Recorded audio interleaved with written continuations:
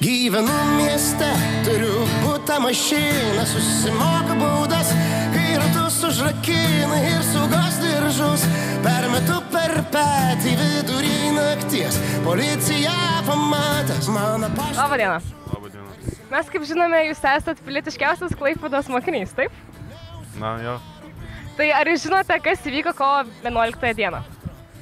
Turbūt, kad nepriklausomybės dienos atkūrimas 1990 metais.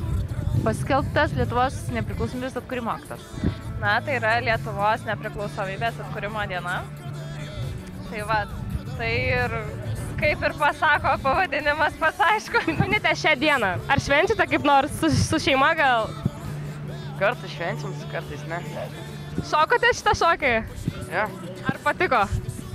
O kaip jūs minite šitą dieną, ar švenčiate? Mes šokome meilę Lietuvai šokį. Labai šokot šokį gal? Ne, nešokam. Karininkai nešoka. Taigi, kaip matome, klaipėdiečiai nemažai žino apie kovo 11 dieną. Ačiū už žiūrėjimą ir geros jums šventės.